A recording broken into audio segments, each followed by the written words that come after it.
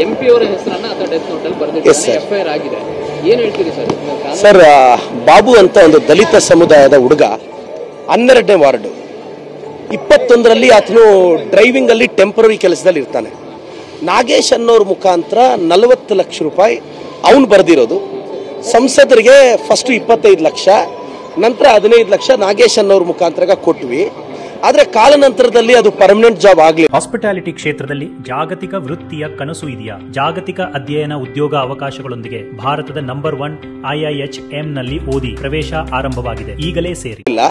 ಕಳೆದ 3-4 ವರ್ಷದಿಂದ ಅದಕ್ಕೆ ದುಡ್ಡು ವಾಪಸ್ ಕೊಡಿ ಅಂತ ಕೇಳಿದ್ರು, ಹರಾಜ್ ಮಾಡಿದ್ರು ಅಂತೇಳಿ ಆ ಹುಡುಗ ಫೈನಲಿ ಫ್ರಸ್ಟ್ರೇಟ್ ಆಗಿ ಮಾಡಿರೋ ಸಾಲ ತೀರ್ಸಕ್ಕಾಗದೆ ನಿನ್ನೆ ZP DC ಆಫೀಸ್ ಆಚೆ ಓಪನ್ ಫೀಲ್ಡ್ ಅಲ್ಲಿ ಬೆಳಗ್ಗೆ 5ರಿಂದ 6 ಗಂಟೆ ಮಧ್ಯೆ ಸೂಸೈಡ್ ಮಾಡ್ಕೊಂಡ ಸರ್. ಸೂಸೈಡ್ ಮಾಡ್ಕೊಂಡ. ಈಗ ನನ್ನ ಕ್ವಶನ್ ಇಷ್ಟೇ, ಆ ಹುಡುಗ ದಲಿತ ಸಮುದಾಯದ ಹುಡುಗ ಓಪನ್ ಆಗಿ 40 ಲಕ್ಷ ಕೇಳಿದ್ರು, 40 ಲಕ್ಷ ಕೊಟ್ಟಿದ್ದೀನಿ, ಯಾರ ಹತ್ರ ತಗೊಂಡು ಹೆಂಗ್ ಕೊಟ್ಟೆ, ಎಲ್ಲಿ ಕೊಟ್ಟೆ, ಯಾವತ್ತು ಕೊಟ್ಟೆ ಅಂತ ಪ್ರೂಫ್ ಹೇಳಿದಾನೆ. ಸಂಸದರು ನಿಜವಾಗ್ಲೂ ಅವ್ರ ಪ್ರಾಮಾಣಿಕತೆ ಇದ್ರೆ ಅವರೇ CIDಗೆ ರಿಕ್ವೆಸ್ಟ್ ಮಾಡಬೇಕು.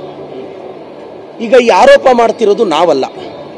ಡೆತ್ ನೋಟ್ ಅಲ್ಲಿ ಏನಿದೆಯೋ ನೋಡಿ ಸರ್, ಆ ಹುಡುಗ ತೀರ್ಕೊಂಡಿರೋ ಹುಡುಗ SC, ಅವ್ರ ಶ್ರೀಮತಿ ST, ಅವರಿಬ್ಬರದು ಲವ್ ಮ್ಯಾರೇಜ್. ಪಾಪ 4-5 ವರ್ಷದಿಂದ 40 ಲಕ್ಷ ಸಾಲ ತೀರ್ಸಕ್ಕಾಗದೆ ತುಂಬಾ ಸ್ಟ್ರಗಲ್ ಮಾಡಿದ್ದಾನೆ. ನಿನ್ನೆ ಇನ್ನು ಹೆಲ್ಪ್ಲೆಸ್ ಆಗಿ ತೀರೋಗಿದ್ದಾನೆ. ಅವ್ರ ಕುಟುಂಬದವ್ರು ಹೇಗೆ ಕಂಪ್ಲೇಂಟ್ ಕೊಟ್ಟಿದ್ದಾರೋ ಅದ್ರ ಪ್ರಕಾರ ಅಟ್ರಾಸಿಟಿ ಕೇಸು ಆಗಿದೆ. ನಂತರ ಕಾನೂನು ತನ್ನ ಕ್ರಮ ತಗೊಳುತ್ತೆ. ನಾವು ದಲಿತ ಸಮುದಾಯದ ಹುಡುಗನ ಪರ ನಾವು ನಿಲ್ತೀವಿ. ಆದ್ರೆ ಈ ಕೇಸಲ್ಲಿ ನಾವು ಯಾರು ಹಿಂಗ್ ಮಾಡಿ ಅಂತ ನಾವು ಯಾರು ಹಸ್ತಕ್ಷೇಪ ಮಾಡಲ್ಲ. ಸೂಸೈಡ್ ನೋಟಲ್ಲಿ ಬರೆದಿದ್ದಾನೆ ಸರ್. ಒಂದು ಡ್ರೈವರ್ ಜಾಬ್ಗೆ 40 ಲಕ್ಷ ನಡೀತಿದೆ ಅಂದ್ರೆ ದಯವಿಟ್ಟು ಛಲವಾದಿ ನಾರಾಯಣ ಸ್ವಾಮಿ ಅಣ್ಣವ್ರೆ, ಎಲ್ಲಿ ದಲಿತ ಸಮುದಾಯದ ಪ್ರೀತಿ ನಿಮಗಿದ್ರೆ ಬನ್ನಿ, ಆ ಹುಡುಗನ ಪರವಾಗಿ ನಿಲ್ಲಿ.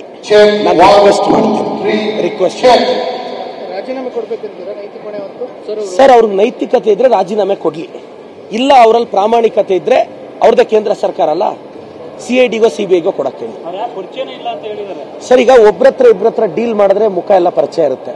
ದಿನಕ್ಕೆ 100 ಜನರ ಹತ್ರ ಡೀಲ್ ಮಾಡಿದ್ರೆ ಎಲ್ಲಿ ಫೇಸ್ ಐಡಿಯಾ ಇರುತ್ತೆ? ಅಲ್ಲ, ಹಂಗಲ್ಲ ಸರ್, ನಾನು ಅನ್ಯತಾ ಭಾವಿಸ್ಬೇಡಿ. ಈಗ ಇಬ್ಬರತ್ರ ವ್ಯವಹಾರ ಮಾಡಿದ್ರೆ ಅವ್ರನ್ನ 1 to 1 ಇದು ಮಾಡ್ತೀರಾ, 1000 ಜನರ ಹತ್ರ ಇದು ಮಾಡಿದ್ರೆ ಎಲ್ಲಿ ಸಿಗುತ್ತೆ ಅಂತ.